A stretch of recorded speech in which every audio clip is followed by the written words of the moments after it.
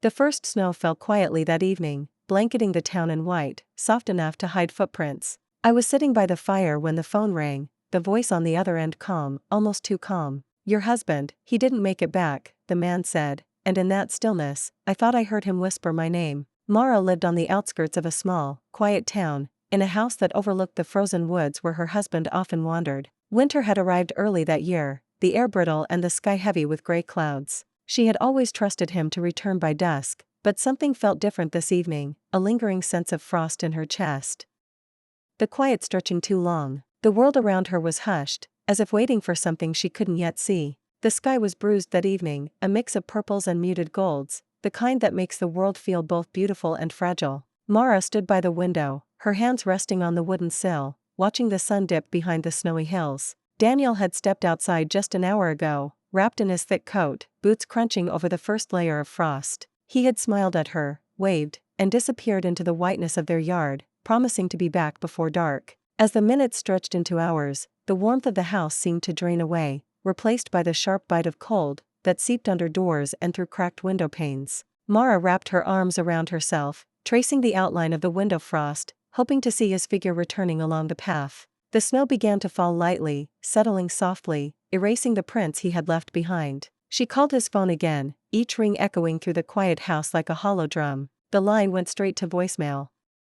Panic stirred quietly in her chest, a slow, creeping unease that refused to be ignored. The world outside was silent, too silent, as if holding its breath. Mara pressed her palm to the glass, staring into the gathering shadows of the snow-laden yard. Where had he gone, and why hadn't he come back? The wind rustled through the bare trees, carrying with it a whisper she couldn't understand. The sunset bled into dusk, leaving the hills darker, the snow shimmering under the first stars. And in that stillness, she felt it, the unnerving possibility that tonight, something had changed. The knock came soft, almost hesitant, yet it pierced the quiet of the house like a warning. Mara's heart jumped, and she hesitated before opening the door. Outside stood a man, tall and stoic, his coat dusted with fresh snow, breath puffing in the cold evening air. He introduced himself simply, a park ranger, but the weight in his eyes carried more than words. "Your husband, he hasn't returned," he said, voice steady, but the way he glanced toward the trees made Mara's chest tighten. The snow swirled at his feet, erasing tracks, hiding paths, making the forest behind him seem endless and unknowable. Mara asked where he had looked, when he had last seen Daniel, but his answers were measured, precise, and almost too calm. It was as if the snow itself had swallowed her husband whole, leaving only silence in its place. The ranger hesitated, shifting on his boots, as though unsure how much to tell her, and then, as if compelled, he whispered, "Sometimes, the forest keeps its secrets." Mara's gaze drifted toward the darkened tree line, the tips of the trees bending under the weight of snow, shadows stretching and twisting. The wind caught a whisper of movement, brushing against her ear like a fleeting voice she thought she recognized. She shivered, unsure if it was the cold or something else. Could Daniel really be lost in a place she had known all her life, or was the forest hiding something far stranger? The ranger left as quietly as he had arrived, leaving behind a lingering silence heavier than before. Mara closed the door slowly, the snowstorm outside intensifying, erasing the edges of the world. And in that growing quiet, she felt the first real pang of fear, the kind that whispers, even when no one is speaking. Morning arrived gray and heavy, the kind of light that makes everything feel flat and unreal. Mara stepped outside, her boots sinking slightly into the untouched snow. She expected to see the trail Daniel had left behind, the prints of his passage, but there was nothing. The snow was smooth, pristine, as if no one had ever walked there at all. Panic clawed at her chest, quiet but insistent, and she pressed her gloved hands into her cheeks, tasting the cold and the fear. She walked along the edge of the woods, peering between the skeletal trees, hoping for a glimpse of him, a scarf, a hat, any sign that he had been there. The snow glimmered in the faint morning light, blinding in its perfection, erasing every hint of a path. The silence was oppressive, heavy, as though the forest itself were holding its breath. The wind drifted past, brushing against her neck with a whisper that made her shiver. Mara's eyes scanned the shadows, following shapes that seemed to move just beyond her vision. A branch cracked in the distance, and her heart leapt, but it was only the weight of snow settling. She tried to retrace the steps he might have taken, imagining the path he always walked, yet nothing matched the landscape before her. Could snow really erase someone entirely, or had something else taken him before the footprints could appear? The day stretched on, dull and unyielding, and Mara returned home with her mind spinning.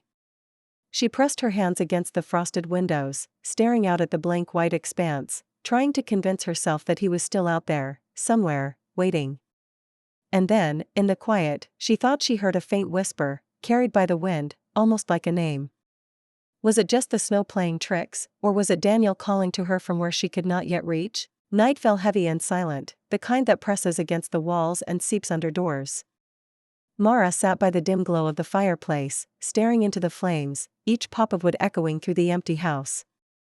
That's when she heard it, faint, trembling, unmistakably Daniel's voice, calling her name. Her heart stopped. The phone was lying on the table, face down, the screen dark, yet the whisper seemed to come from it, soft and urgent. She froze, breath caught in her throat, straining to listen. The voice repeated, clearer this time, pulling her toward the window that overlooked the snow-covered yard. Outside, the moonlight painted the world silver, shadows stretching long and strange, twisting between the trees. Mara pressed her ear to the phone, the whisper now urgent, almost pleading, and a shiver ran down her spine. Was it Daniel trapped, reaching out from somewhere unseen, or something else imitating him? The wind rattled the panes, carrying with it a chorus of quiet sounds, the creak of branches, the soft fall of snow, the occasional crack of ice in the distance. Mara's fingers trembled as she picked up the phone, hoping for some connection, some explanation. But there was nothing, only silence, and the echo of that voice lingering in the stillness. The house felt alive in its emptiness, every shadow a possibility, every sound a warning. She took a step toward the door, compelled by the voice she could not ignore, yet hesitant to leave the safety of the house. The question burned in her mind, was it real, or had the long hours of worry begun to trick her senses? And if it was real, how could she find him before the snow claimed him entirely? The next morning, Mara couldn't wait any longer. Bundled in layers of wool and scarves, she stepped into the forest, each footfall sinking into the crisp snow. The world was muted, white stretching endlessly, broken only by the dark skeletons of trees, their branches heavy with frost. Shadows moved between the trunks, elongated and unfamiliar, as if the forest itself were shifting just out of reach. Every step seemed to echo too loudly, announcing her presence to something unseen. She followed a faint trail she imagined, a subtle dip in the snow, a hint of disturbance, but the forest gave nothing back. The wind whispered across the trees, carrying sounds that were almost voices, almost cries, but always just out of comprehension. At times she thought she glimpsed a figure in the distance, fleeting and indistinct, vanishing as soon as she blinked. Her heart pounded with fear and hope intertwined, every shadow might be Daniel, every rustle a call for help. The deeper she went, the heavier the silence became, pressing against her ears, her chest, her mind. Snowflakes clung to her eyelashes, and the cold nipped at exposed skin, but the forest's presence was stronger, alive in a way that unsettled her. Mara paused, straining to hear over the gusts, wondering if she had crossed into a place where time slowed, where reality bent with the snow. Could Daniel really be here, hiding or lost, or had the forest claimed him in a way she couldn't yet understand? As she pressed forward, the sun above dimmed behind thick clouds, turning the snow to a pale, featureless gray. She realized with a jolt that she was completely alone, yet not alone. Something watched, patient, unseen, and the faintest whisper of a voice drifted through the trees. Was it a trick of the wind, or was Daniel closer than she dared imagine? Back home, Mara climbed the narrow stairs to the attic, the air heavy with dust and the faint scent of old wood. The snow outside muffled the world, leaving the house in a soft, isolated silence. In a forgotten corner, she found a bundle of letters tied with a frayed ribbon, Daniel's handwriting looping across the yellowed paper, familiar yet strange. As she unfolded the first one, she realized they were never meant to be sent, confessions kept hidden from her eyes until now. Each letter spoke of Daniel's secret fears, the forest at night, the feeling of being watched, whispers he couldn't explain. He wrote of a place deep in the snow-covered woods where he would sometimes wander alone, needing to escape thoughts he could not voice. The writing trembled, words blurring at the edges, as if the letters themselves were alive with unease. One line repeated in almost every letter, "If I don't return, follow the sound of the snow." Mara's pulse quickened, a cold certainty creeping over her. She sank to the floor, letters spilling across her knees, realizing that Daniel had known the danger all along. The attic seemed smaller now, the shadows longer, the quiet heavier, as if it too carried his unspoken warnings. Her mind raced. Could she follow these cryptic instructions, trace his steps before it was too late? And even if she did, would the snow guide her to him, or lead her into something far darker? Following the letter's cryptic directions, Mara trudged deeper into the forest, snow crunching under her boots with each uncertain step. The trees pressed close, their frost-laden branches forming ghostly arches that made the path ahead feel like a tunnel to another world. The creek appeared suddenly, its surface frozen solid, a sheet of glass reflecting the muted gray sky above. The water beneath seemed impossibly dark, a shadow beneath the ice that hinted at depth and danger. Mara knelt at the edge, peering down, and for the first time noticed a faint, rhythmic tapping from beneath the ice, soft, deliberate, almost like someone calling for help. Her hands shook as she pressed them to the frozen surface, feeling the vibration echo through her palms. Snow swirled in lazy eddies, obscuring the world beyond the creek, making it feel both isolated and infinite. Was it Daniel, trapped and alive beneath the ice, or was the forest teasing her, drawing her further into a maze she could not escape? She leaned closer, breath fogging the glassy surface, imagining his face, imagining the desperation that might lie beneath. Every instinct screamed caution, yet every beat of her heart pulled her forward. The tapping grew slightly louder, a fragile signal amidst the stillness, and Mara realized that the snow itself seemed to amplify it, guiding her attention. Could she break through the ice and reach him, or would the frozen creek claim her next, leaving only whispers in the wind? The forest seemed to close in around Mara as she followed the faint clues from the letters, each step sinking into the thick snow. Then, just beyond a bend in the trail, she saw it, a small cabin, almost swallowed by the white world, its windows frostbitten and dark. The door was swollen with ice, creaking as she pushed it open, revealing an interior layered in dust and silence. The air smelled faintly of smoke and wood, stale but oddly familiar, as if someone had been here not long ago. Inside, remnants of a life lingered, a scarf folded neatly on a chair, footprints pressed into the thin layer of snow tracked in through the doorway, and a small fire pit that still held warmth, faint but undeniable. Mara's breath hitched, her heart a thrum of hope and fear. Had Daniel been here? Or was this another trick the forest played on her, a place meant to lure her deeper into uncertainty? Every shadow stretched across the walls, moving with the flicker of her torch, and she felt the weight of eyes she couldn't see. She ran her hands over the furniture, over the frozen bottles and abandoned tools, searching for a clue, any trace of him. The forest outside seemed impossibly silent now, the only sound the distant whisper of wind through the trees. A thought unbidden and chilling crossed her mind: what if he had been here, and had just left? Or what if he was still somewhere, waiting, unable to call out in the way she hoped?